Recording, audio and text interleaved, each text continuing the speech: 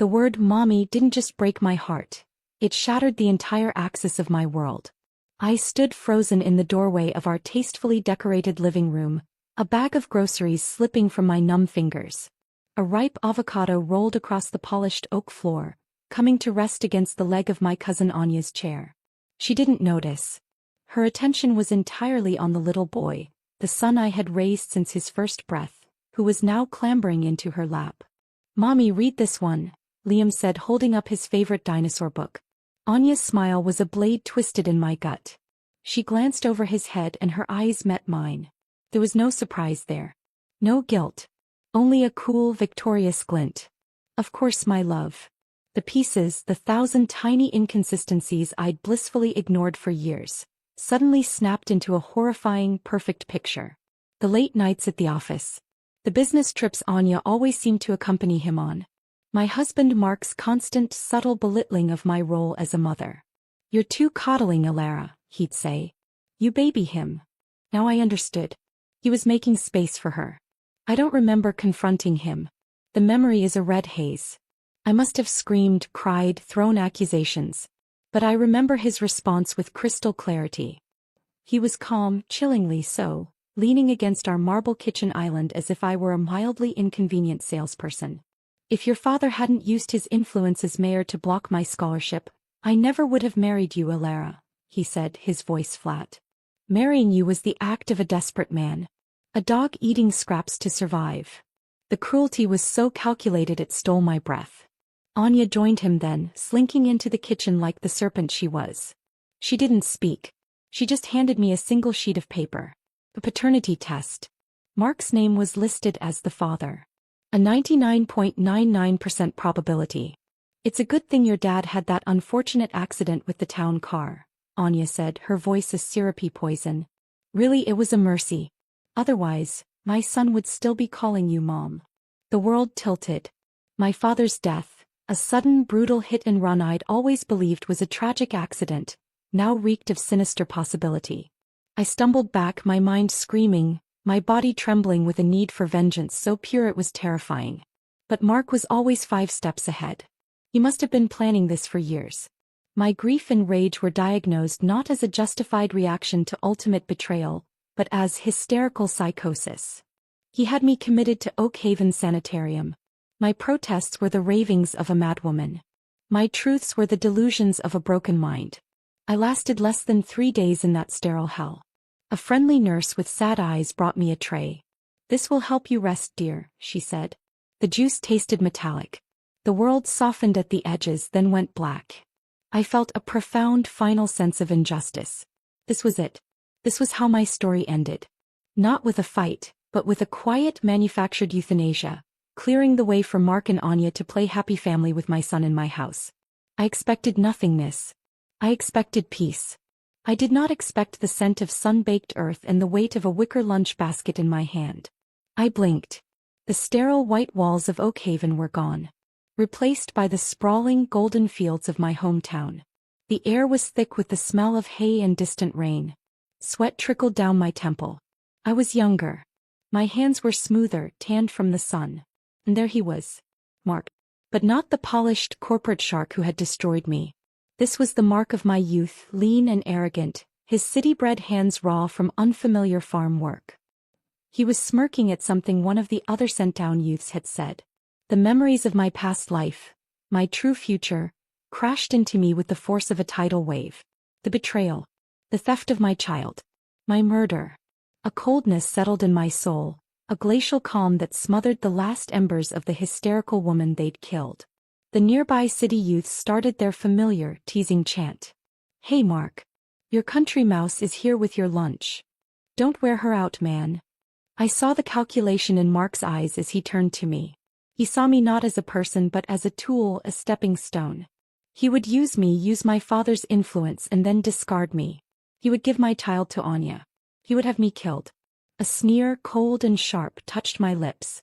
I let the lunch basket hang loosely at my side. "Let's see how you'll manage to get into university without me now, Mark." Mark's eyes, the same eyes that had looked at me with such cold dismissal in our kitchen, now scanned the field with a practiced, lazy arrogance. But when they landed on me, that laziness sharpened into active contempt. He was performing for his friends, establishing his superiority over the provincial girl foolish enough to adore him. He strode over, his posture radiating annoyance. The other youths quieted down, eager for the show. How many times do I have to say it? His voice was loud, meant to carry. He didn't just take the basket. He shoved me. It wasn't a hard push, but it was unexpected, calculated to humiliate. My foot caught on a clump of dirt and I went down, my ankle twisting beneath me with a sickening sharp pain. The basket tumbled from my grasp, landing upright in the dirt. A wave of scornful laughter and murmuring rose from the villagers and city youths who had stopped to watch. So it was Alara chasing him all on her own. A girl throwing herself at a man like that. How shameless. She's disgraced our whole village. Ruined our reputation. The sharp, throbbing pain in my ankle and the venom in their voices were anchors, tethering me to this brutal reality. This was no dream. I had truly been reborn into this moment, the moment my old life's ruin had truly begun. I saw Mark's eyes flicker to the fallen lunch basket.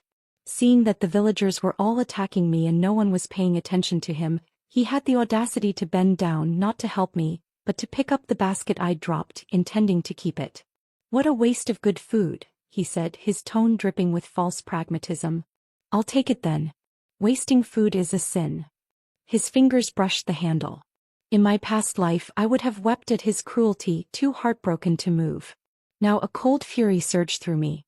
He knew exactly what he was doing. He knew how much a woman's reputation mattered in our small rural community. Yet he insisted on pinning the labels of desperation and man-chasing on me, shredding my standing for a moment's credibility with his friends. And the bitterest pill? Before all this we had been genuinely in love. Or so I'd believed. The daily lunchboxes had started because Mark himself had complained to me, asking me privately to bring him food because he couldn't stomach the communal meals. Now he was using my kindness as a weapon. I tightened my grip on the basket's handle, my knuckles turning white. He tugged, surprised by my resistance. I had hoped, foolishly perhaps, that after being reborn, we could simply part ways. He could walk his path of selfishness and I would take my own bright road. But he was determined to burn my bridge before I could even step onto it. Gritting my teeth against the pain, I used my hold on the basket to leverage myself up, standing on one foot. I yanked it back from his grasp with a force that made him stumble.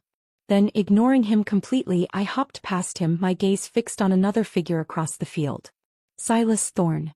He was another sent-down youth, but unlike the others who lounged in the shade whenever possible, Silas was always working.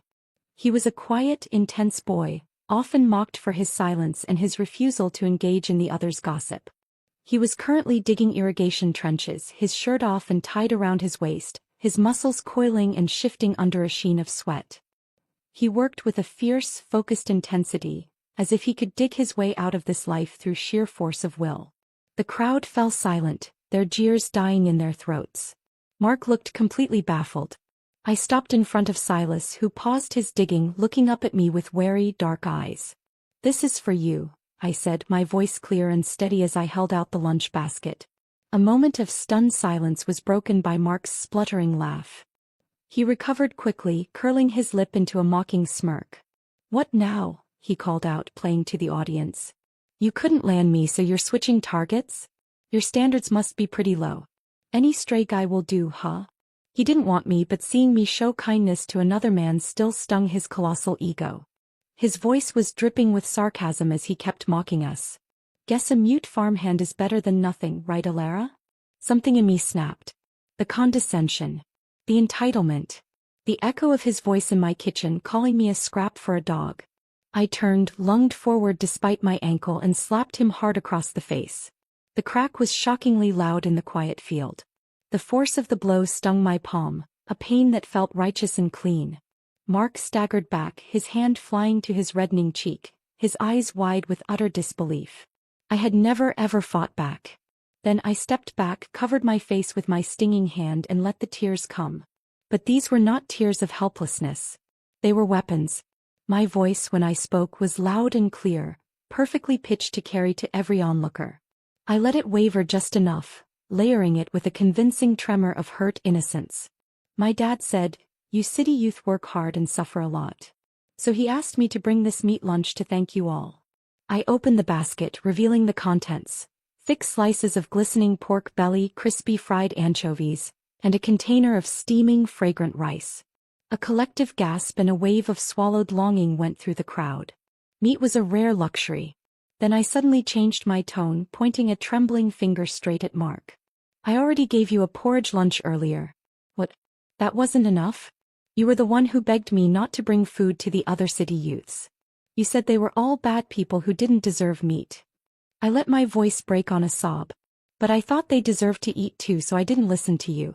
And now you're trying to destroy my reputation, accusing me of liking you? I'm still a proper unmarried woman and you've slandered me like this. I won't just sit back and take it.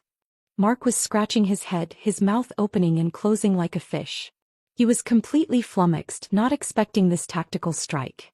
But to everyone else, his stunned silence looked exactly like guilt. He looked like a schemer whose plot had just been exposed. I dropped my final bomb. To protect my reputation, I won't be delivering food to any of you city youths anymore. As I said it, the floodgates opened. Not by design but by genuine, overwhelming emotion. The memories of my past life surged up. Over 30 years of being a dutiful wife and mother to a child that wasn't mine, only to end up murdered like a discarded animal. My father's suspicious death. The sorrow was a physical pain in my chest. I began to cry harder, great, heaving sobs that were no longer an act. The injustice of it all crushed me. In the end, the world swam, my ankle gave way and I collapsed on the ground, crying until I passed out. The last thing I saw was the horrified, convinced faces of the villagers. They believed every word. And in their eyes, Mark was no longer a prized city youth. He was a despicable, selfish man who had stolen their meat and ruined a good girl's name. The game had changed. I awoke to the familiar feeling of my own quilt and the scent of wood smoke and dried herbs that always clung to my father's house. For a terrifying second I thought Oakhhaven Mark Anya. All of it had been a horrific nightmare. But the dull throb in my ankle and the raw feeling in my throat confirmed the truth. I was back. Truly back. My father, Alistair Croft, was dozing in a chair beside my bed, his head bowed, his broad shoulders slumped with exhaustion. Seeing him alive, his face unlined by the grief Mark would later cause, sent a wave of such profound relief through me that fresh tears welled in my eyes. One of them must have escaped and traced a path down my temple, because his eyes fluttered open. Alara? My baby girl. His voice was rough with sleep and worry. He leaned forward, his big, calloused hand enveloping mine. You're awake. Thank the heavens. Dad, I whispered, the word catching. I'm not dead yet. It was a poor attempt at a joke, but his face lit up with a joy so pure it broke my heart all over again. This man had given everything for me in my first life, including his life, and I had repaid him with willful blindness. But something he'd said when he thought I was asleep clicked in my mind. As long as I'm around, I can still keep him in check a little. He thought I was still obsessed with Mark. I sat up urgently, wincing at the pain. Dad, was it Mark who brought me back? His expression softened with pity. No, my dear. It was Silas Thorne. Carried you all the way from the Northfield himself. Didn't say a word, just laid you gently on the bed, nodded at me and left. I let out a sigh of relief so deep it felt like I'd been holding my breath for a decade. Reborn or not, I wanted no tether to that man, not even one of obligation. But my dad misunderstood my relief for disappointment. His face immediately darkened and he looked down at his hands, choosing his words with obvious care. Sweetheart, Mark is prideful, arrogant. I see the way he looks down on us. As long as I'm here, I can protect you from the worst of it. But if I'm not here anymore, he saw the fresh tears streaming down my face and quickly backtracked, his voice softening. Okay, don't cry. If you really want to marry him, I'll give up my old bones to make it happen for you. The offer, so full of self-sacrifice, was a knife to my soul. I reached out and hugged his arm tightly, clinging to the solid living reality of him. I'll listen to you, Dad. I don't want to marry him. I don't want anything to do with him ever again. The words hung in the air, so stark and unexpected that he could only stare at me. The confession of my past life's folly poured out of me. I told him everything. Not as a fantasy, but as a terrible premonition I'd had while unconscious. I spoke of Mark's calculated seduction, his manipulation, his affair with Anya, the paternity test, the stolen college recommendation, and finally, the cruel twist of fate that would lead to my father's death and my own murder. He'll claim you forced him to marry me by dangling the college slot, I said, my voice hardening. He'll threaten to divorce me and expose the favoritism, unless you keep quiet. And I couldn't finish. I didn't need to. The horror on his face said he could see it too. Fury, dark and terrifying, transformed my gentle father. He slammed his palm on the small bedside table so hard the wood splintered. That bastard! How dare he? How dare he plot against my daughter? I don't care if I'm just the mayor of a small village. There's no way I'm letting him get away with it. I placed my hand over his, calming the tremor of rage. Don't worry, Dad. You don't need to do anything drastic. Evil people will get their punishment. All we have to do is watch. I leaned in and whispered a plan into his ear. It was simple. The other city youths were already furious with Mark for costing them their promised meat. They were useless at farm work, their city stomachs constantly growling with hunger. Mark's selfishness had made him a pariah. We just had to encourage it. After listening, a slow, grim smile spread across my father's face. He gave me a big thumbs up. That's my girl. Brilliant. Once I had recovered, I made a point of casually strolling past the city youth dorms. The air was thick with tension. I saw Mark, eager to regain favor, volunteer to cook dinner that night. His offer was met with thinly veiled sarcasm. No thanks, Sullivan. We're not trying to get poisoned, one of them sneered. A small group huddled together, chatting, but the moment Mark approached, they scattered like startled birds. After a few days of this cold-shouldered isolation, Mark's carefully constructed cool finally cracked. He threw his cap down on the ground and cursed, his voice rising to a shout. I'm a future university student. Damn it, you idiots with your dog eyes can't see worth a damn. You'll all regret this. In my past life, Mark had been a social butterfly, ingratiating himself with everyone.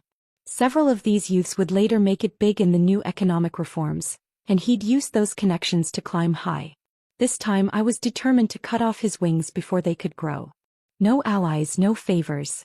I asked Dad to assign him the nastiest, most isolating jobs in the village, cleaning out the latrines and feeding the pigs. Mark, who had spent his previous life in a comfortable office, was utterly defeated by it. His clothes were permanently caked with filth, and the stench coming off him was so foul that anyone who got within 10 feet instinctively held their noses and hurried away. He saw himself as superior, too noble for such menial labor, and started shouting to anyone who would listen that he was destined for university, that this was all beneath him.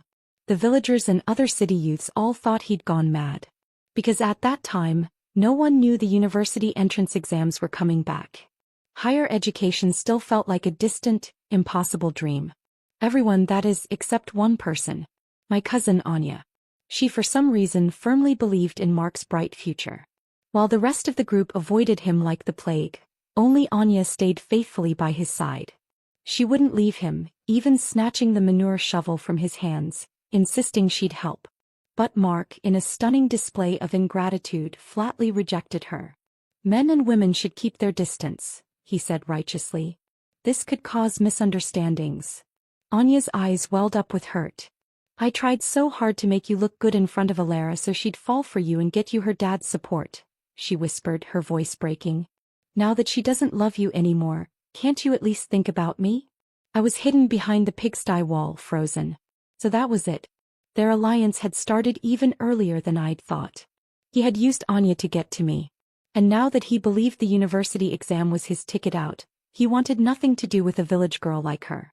In his eyes, she was just an illiterate bumpkin not worthy of a future graduate. Twisting her fingers shyly, Anya added the final devastating piece. Besides, she said, her voice barely audible, I already belong to you. My body went stiff. So they'd already slept together. Mark's face showed no emotion, only cold dismissal. Just because we slept together, does that mean I have to marry you? Anya burst into tears and ran away. I slipped away too, my mind reeling. But on the road back I ran into Silas Thorne, who was still hard at work long after the others had quit. While they lounged in the shade, Silas was under the blazing sun, digging and planting, sweat pouring down his muscular torso in steady streams. I felt my mouth go dry just watching the raw, focused power of him. I was going to walk away, but I couldn't help remembering what had happened in my past life. My dad had asked me to share the news about the reinstatement of the exams with the city youths. On my way I'd run into Mark. He told me to go home, that he'd inform the others. He never did. It wasn't until 1 month before the exam that the others finally found out and scrambled to catch up. Only Silas had the innate brilliance to meet the cut-off score. And Mark, out of sheer malice, had reported him for some fabricated political indiscretion, getting him disqualified. Yet against all odds, Silas had later become a renowned national researcher, his name cleared posthumously. My father and I had paid the price for Mark's success. This time I would become their benefactor. I walked over to where Silas was working. He paused, looking up at me with those dark, perceptive eyes. He didn't speak, just waited. I leaned in close, the scent of clean sweat and earth filling my senses. "You might want to take a look at the university prep books," I said quietly. "Good news might be coming soon." He bent down slightly, lowering his voice to match mine. "Thank you." His voice was a low rumble. His bare chest was so close to my face I could feel the heat radiating off him. His masculine scent was dizzying. Dad really knows how to pick them, I thought, my mind going briefly, dazedly off track. Now that Silas had enough time to study, I was sure he could perform even better. I planned to use my father's one and only recommendation slot for him, to cancel out any background check issues. To finish what I started, I also quietly passed the message to the rest of the city youths. In my last life, Silas had scored the highest. Mark was second, but nearly 100 points behind, and that was with a 5-month head start. If the others started preparing now, Mark wouldn't stand a chance. The hunger to return to the city was a powerful motivator. The city youths threw themselves into their studies like their lives depended on it. Meanwhile, Mark, still stuck in the fantasy of his past life, didn't study, didn't notice the shift. He was too busy bragging to anyone in the village who would listen about how he was going to be a university man with a government salary. His little tricks managed to deceive quite a few young girls who worshipped the idea of an educated husband, coaxing them into sneaking valuables from their homes for him. Little by little, day after day, I quietly watched. Since it wasn't life-threatening, I didn't step in. After all, when the exam results were announced and he failed, those girls and their families would have plenty to say. Ethan was making a name for himself, all right. A name that was about to become mud. The village's obsession with Mark became a bizarre spectacle. Most of the villagers were illiterate and held anyone with a scrap of education in reverent awe. Farmers started volunteering to do his chores for him. The local matchmaker arrived at our door, not for me, but to ask if she could introduce him to the wealthiest girl in the next county. Wherever Mark went, people treated him with a fawning deference, nodding and bowing as if he were already a government official. "When you make it big, Mark, don't forget us poor folks back here," they'd say, pressing gifts of food and tobacco into his hands. Thanks to their support, Mark was eating meat and delicacies every single day. While Silas and the others were hunched over books, their faces pale in the lamplight, Mark was feasting and holding court, not touching a single book. The villagers' delusion began to feel like a tangible force, and even I started to feel a thread of unease. If a man like Mark could succeed in my last life, what was stopping me? The thought was a spark in dry tinder. I was no longer the lovesick girl who thought her destiny was to be a wife. I had a sharp mind, and I'd been running my father's household accounts since I was 15. I prepared a basket of eggs and fresh bread and went to find Silas Thorne. I found him behind the youth dorm, shirtless again, chopping wood with a rhythmic, powerful intensity. The play of muscles in his back and arms made my breath catch. He stopped when he saw me, setting the axe down and quickly pulling on his shirt, a faint flush on his cheeks. After I explained why I'd come, to ask for his help studying, he agreed without a moment's hesitation. "It would be an honor," he said, his formal tone making me smile. I also asked Dad to buy me a stack of prep materials, and just like that I joined the study group. I was naturally good at literature and history, but mathematics was a foreign language. Silas, however, had a gift for it. He could break down complex problems into simple logical steps, his low, patient voice guiding me through the mysteries of calculus. I was exhausted every day, my eyes straining from reading by candlelight, but I felt a deep, thrumming sense of satisfaction I'd never known. Meanwhile, Anya, seeing Mark become the most sought-after man in the county, couldn't sit still any longer. She came to find me at the edge of the field where Silas and I often studied. "Ilara," she said, her voice dripping with false sweetness. "Let's work together. We can get that city girl who's been flirting with him kicked out. Then we can compete for him fairly." I shook my head, but she thought I was just pretending to be noble. "He's going to be a university graduate, a government official one day," she insisted, her eyes gleaming with ambition. I shrugged, a cold idea forming. "If you want results, let people see your relationship firsthand. That works better than words." She seemed to have an epiphany, a sly smile touching her lips. "You're right. Of course you're right." But before she left, her eyes drifted toward the stack of books beside me. As she turned to go, I saw her secretly slip one of Silas's handmade notebooks, filled with his meticulous math notes, into the sleeve of her dress. I didn't say anything. I just watched her go. The next day the rumors started. Whispers slithered through the village like snakes. They said I was sneaking into the youth dorms at night to sleep with Silas. Even worse, some claimed Silas was selling his body to me to boost his chances of getting the mayor's recommendation. The source was obvious. My fury was a cold, clean thing. I didn't confront Anya. I went straight to the source. I kicked open the door to the room Mark shared with 3 others and dragged him out by his collar, right into the village square. "Everyone, listen," I shouted, my voice ringing out. A crowd gathered instantly, eager for drama. I held up the practice problems and study notes I'd been working on. "Ilara Croft, have dreams too. I want to go to university. And some jealous, pathetic lowlife can't stand seeing someone else improve." I glared directly at Mark. I wonder who that could be. Mark flushed a deep, ugly red. He still thought the second chance was a gift for him alone, that he was in complete control. His arrogance was his undoing. "You?" he sneered, laughing for the benefit of the crowd. "A village girl? You think you can go to university? Keep dreaming. Someone like you is meant to rot in the dirt your whole life." He didn't notice how the villagers' eyes were narrowing, their expressions cooling. They might believe in his potential, but they didn't like hearing their home and their children's futures described as dirt. I pushed him further. "So you're the only one destined for greatness? The only one in this entire village smart enough to pass?" He took the bait, roaring so loud his voice cracked. "I'll say it here and now. In this whole village, including the city folks, only I will pass that exam.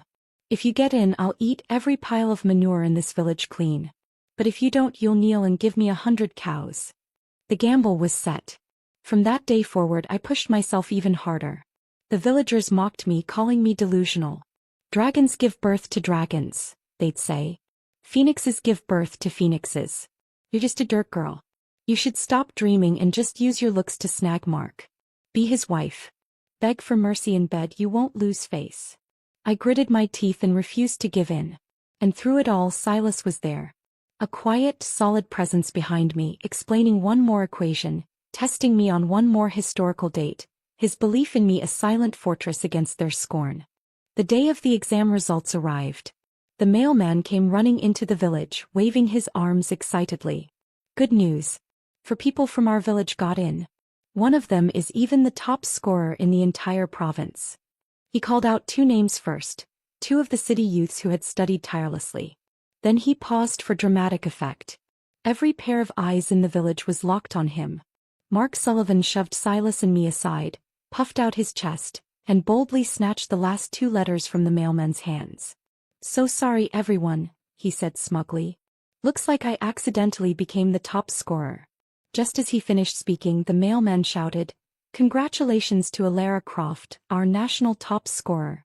And congratulations to Silas Thorne, top scorer in the province." The moment played out like a perfect, painful comedy.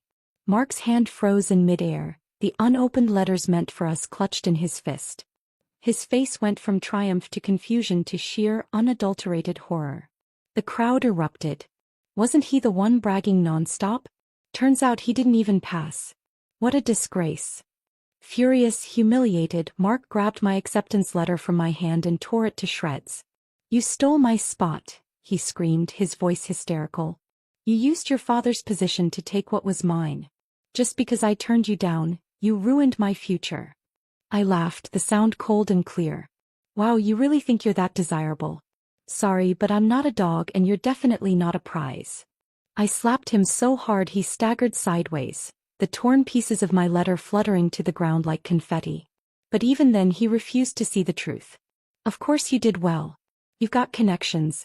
Sleep with the right people and everything falls into your lap, he shrieked. I'm going to report you.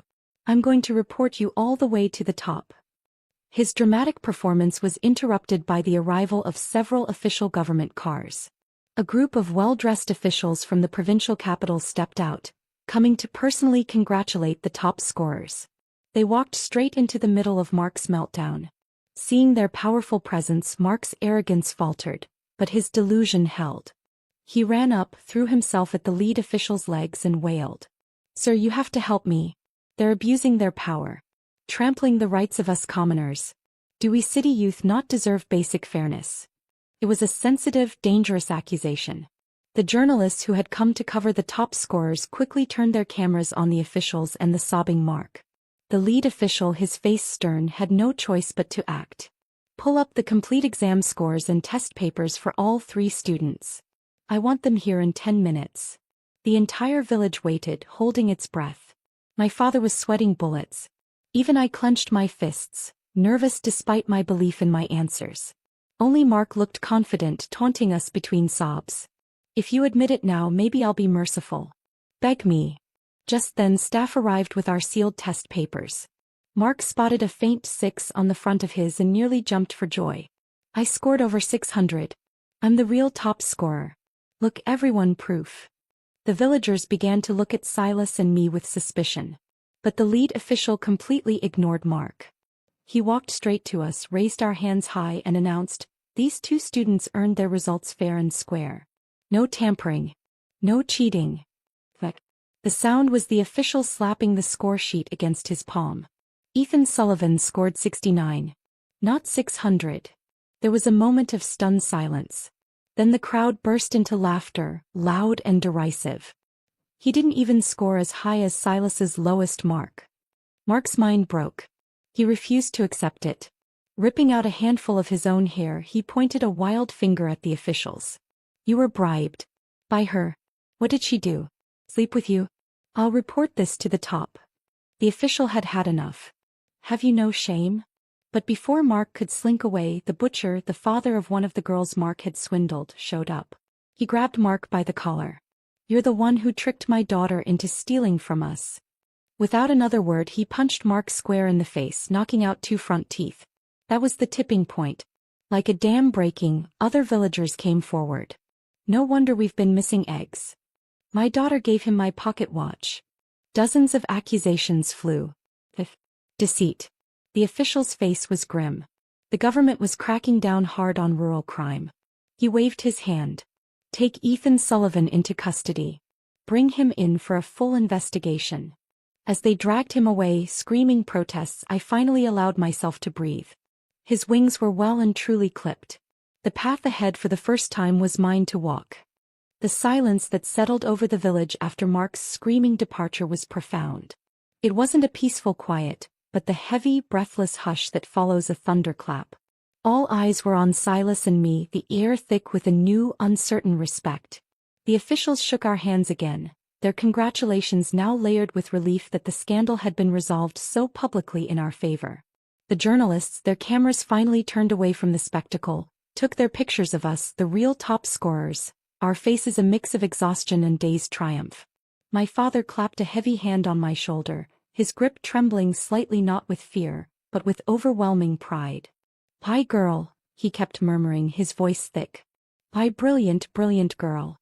The celebration that should have been ours was muted, overshadowed by the drama. People drifted away in small, whispering groups, dissecting every moment of Mark's spectacular downfall. Silas stood beside me, a solid, silent pillar. He hadn't said more than a few words throughout the entire ordeal, but his presence was a fortress. "Your letter," he said quietly, looking at the shredded pieces of my acceptance on the ground. "It doesn't matter," I said, though a part of me ached at the loss. "The score is what matters. They'll send another." He nodded, then bent down and carefully began gathering every single scrap of paper. He didn't say why, just meticulously collected them all and placed them inside his own acceptance letter, folding it carefully into his pocket. The gesture was so oddly tender and purposeful that it left me speechless. In the days that followed, the village's attitude towards me underwent a seismic shift. The whispers of "delusional dirt girl" were replaced with awed murmurs of "national top scorer." The same people who had mocked my studying now pointed me out to their children as an example. It was fickle and unsettling, but I preferred this kind of attention infinitely more. A few days later, a new, official acceptance letter arrived for me. Silas came to my house that evening holding both of our letters. He stood awkwardly in our main room, looking more nervous than I'd ever seen him, even when facing down government officials. "Ilara," he began, his voice a low rumble. He thrust the letters out for me to see. As I looked at them, the names of prestigious universities side by side, the full weight of it finally hit me. We had done it. We had truly changed our fate. I couldn't help it. I thought of our past lives, how I had been killed by the man who shared my bed, how Silas had been falsely accused and had his brilliant future stolen before it began. We had both died miserable, unjust deaths. But this life was different. We had seized our destiny. I was no longer an illiterate girl defined by her husband. I could support myself. I could be someone. The tears came then, silent and streaming down my face. They were tears of relief, of grief for the people we had been, and of joy for the people we had become. Silas panicked.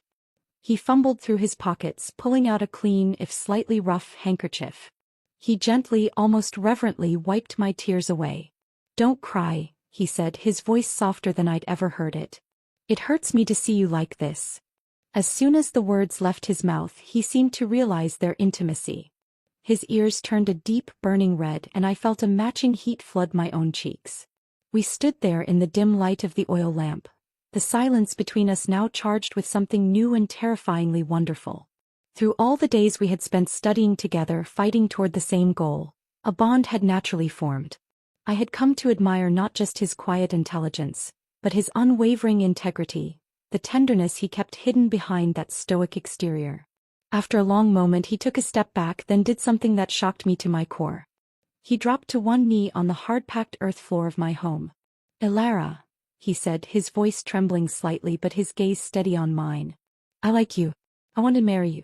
I swear I'll treat you well for the rest of my life." He slowly pulled out a small object wrapped in soft cloth from his pocket. Unfolding it, he revealed a simple but beautiful green jade bracelet. It shimmered in the lamplight, its color deep and cool. "This is a family heirloom from the Thorn family," he said, his voice gaining strength. "Passed down for generations. It's meant for our daughter-in-law. Will you wear it?" I covered my mouth with my hands, crying uncontrollably again, but this time from a happiness so profound it felt like healing. "Yes," I managed to choke out through the tears. "Yes, Silas. I will." He slipped the bracelet onto my wrist. It felt cool and right against my skin, a promise of a future I had never dared to dream of.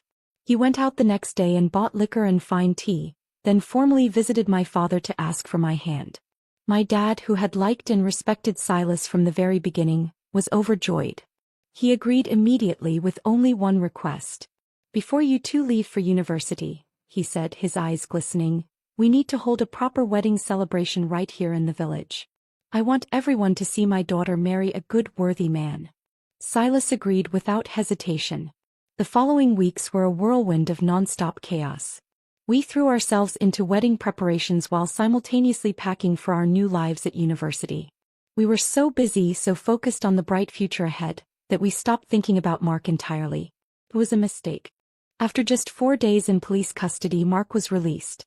The charges of theft, while numerous, were mostly for small items: eggs, a little money, a pocket watch.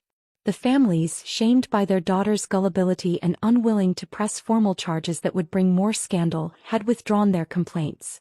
The officials, likely wanting to avoid the messy politics of a sent-down youth's prosecution, had let him go with a severe warning. He had the nerve to show up at my house, acting as if the entire humiliating spectacle had never happened. I was sorting through my university supplies when a familiar, now loathsome voice called my name from outside. I opened the door to find him standing there, trying to look contrite but failing miserably. His eyes still held that familiar arrogance, though it was now layered with a desperate, calculating gleam. "Elara," he began, launching into a ridiculous, rehearsed speech. "I've had time to think. I was confused, blinded by ambition. But I see now that you're the one who's always truly cared for me. We can start over." I was so stunned by his audacity I could only stare. "I am engaged to be married," I said, my voice icy. "Do not disgust me with your pathetic performance." But Mark was convinced it was all an act. "I know you're only pretending to be close to Silas to make me jealous," he said, a smug smile playing on his lips. "But now that I'm back you can toss that mute out. We can be together." Then, licking his lips in that slimy way he dared to propose his deal. "Let's start over. You give up your university spot. Stay here, help me study for next year's exam. When I get in you'll enjoy the good life too. And I swear if I ever betray you I'll die a horrible death. Get hit by a car right outside." The sheer, unvarnished gall of it took my breath away. He wanted me to sacrifice my hard-won future to be his live-in tutor and nursemaid, to wait hand and foot on the man who had murdered me in another life. And he thought he was being generous. I gave a cold, sharp laugh. "Great. I hope the car gets you then. Better that than seeing you cozy up with my cousin again. If your promises were worth believing, pigs could fly." I'd had enough. I grabbed the iron shovel leaning against the wall by the door and without another word swung it hard at his shin. The connection was solid, met with a satisfying thwack and an immediate blood-curdling scream. He finally yanked his leg back, howling in pain. I seized the chance and slammed the door in his swollen, furious face. But he still wouldn't give up. He knelt right there in the dirt outside our gate, bawling for forgiveness, swearing he wouldn't leave unless I came out and spoke to him. Luckily that was when Silas returned from the market. He rounded the corner, took in the scene, me glaring through a crack in the door, Mark kneeling and wailing on the ground, and his usually calm face darkened with a storm I'd never seen before. He didn't shout. He didn't announce his presence. He just walked up to Mark, grabbed him by the collar and aimed a single solid punch straight to his face. Mark, who had been planning some dramatic speech, ended up with a newly swollen eye and a dislocated jaw. Any thought of a fight left him as he clutched his face, sputtering in pain and outrage. He had no choice but to flee, limping away and spitting out one last bitter remark over his shoulder. "He's just a pawn you're using to provoke me. The only person she truly loves is me. Just wait. She'll leave you." Then he tripped over the same rock I'd always told him to move and fell flat on his face in the mud. It was Anya who had to help him up. She emerged from the shadows where she'd been watching, her face a mask of hurt and fury. She half-dragged, half-carried him away, his injured leg trailing behind him. The last time I'd seen them after her head injury, she had decided he was her one true love. Even after his arrest she'd never left his side, still believing he was destined for greatness. Yet despite her devotion he still came crawling back to me. Her devotion was about to be tested like never before. The day of our wedding dawned clear and bright. The entire village was decked out in red banners and festive lanterns. The air smelled of roasting meat and sweet pastries. After the turmoil, people were eager for a pure, happy celebration. I wore a red cheapao my father had commissioned, embroidered with phoenixes. Silas looked devastatingly handsome in a traditional dark suit, his usually serious face softened by a genuine, unwavering smile. We walked from table to table, toasting our guests, accepting their blessings. The joy was real, a palpable thing. My father beamed, his face finally free of the worry lines that had plagued him for years. And then, like a specter at the feast, he appeared. Mark. He came running into the courtyard, dressed in a cheap, ill-fitting bright red suit, clearly intending to mimic a groom. His face was still bruised from Silas's fist, but his eyes burned with a deranged intensity. In front of everyone he dropped to one knee in the middle of the courtyard, right in front of me. "Elara," he cried, his voice cracking with false emotion. "I know you're just trying to get back at me, to make me jealous, and you've succeeded. I finally realized how much I love you. Let's run away together right now." The music screeched to a halt. The laughter and chatter died. Hundreds of eyes turned to watch the unbelievable drama unfold. I was absolutely livid. I looked at Silas, my voice low and steady. "Get him out of here." But Mark, fueled by madness and desperation, clung to the nearest tree, his fingers digging into the bark. "She loves me. She's always loved me. This is all a charade. It was Anya who finally broke. She had been standing at the edge of the crowd, watching her one true love humiliate himself and her in front of the entire village. The devotion she had clung to through arrest and poverty finally shattered. She let out a wordless cry of rage and rushed forward, grabbing at his arm. "Stop it. Stop making a fool of yourself. Of me," she screamed. Mark, annoyed at the interruption, shoved her aside without even looking. It wasn't a hard shove, but it was enough. Anya stumbled backward, her heels catching on the uneven ground. She fell hard, her head snapping back against the corner of a nearby table before she crumpled to the ground. A terrible silence fell. Then a dark pool of blood began to spread slowly beneath her skirts from a wound on the back of her head. A woman screamed. "She's bleeding. She's miscarrying." The words hung in the air. Anya had been pregnant. With Mark's child. The child he had just killed with his carelessness. The sight of the blood, the final tragic consequence of his selfishness, broke the last of Silas's formidable control. With a roar of pure fury, he crossed the courtyard in 3 strides. He didn't punch Mark this time. He simply grabbed him by the throat and the belt of his ridiculous suit and physically threw him out of the courtyard, sending him sprawling into the street like a bag of garbage. "If you ever come near her again, I will kill you," Silas said, his voice so low and cold it was more terrifying than any shout. Mark scrambled backward, his bravado utterly gone, replaced by raw terror, before turning and fleeing into the alleys. The wedding celebration after that was a somber affair. Anya was carried away by her family, unconscious and bleeding. The joy was tainted, but we continued. We had to. It was a statement of resilience. We were married under the eyes of the village, our union sealed not just by love, but by the fire we had passed through together. After the wedding, Silas and I moved to the capital to attend university. Armed with the memories of our past lives and a fierce determination, we seized every opportunity. We studied relentlessly, but we also saw the patterns of the future, the economic reforms, the technological shifts. We invested time and the little money we had in ideas others thought were foolish. Our humble beginnings became a strength, giving us a resilience others lacked. We climbed higher and higher together, a perfect team. A few years later, my father retired. Silas and I returned to the village for an ancestral memorial, then brought Dad back to the city with us. We bought a small house with a garden where he could putter about, finally free from worry, finally able to enjoy a comfortable and peaceful life.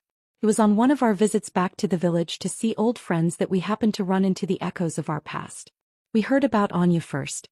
After her miscarriage and head injury, her parents, desperate and shamed, had married her off to a widowed minor official in a neighboring town. A man known for a violent temper who had already driven away 3 previous wives. She had given birth to 3 daughters in quick succession. The story went that one night, drunk and furious about the lack of a male heir, he had beaten her so badly she was left paralyzed from the waist down. She now lived in a back room of his house, a ghost tended to by her young daughters. As for Mark, his story was even darker. He had never recovered from his humiliation. He spent his days drowning in cheap alcohol, still slurring stories to anyone who would listen about how he was a university man, how it had all been stolen from him.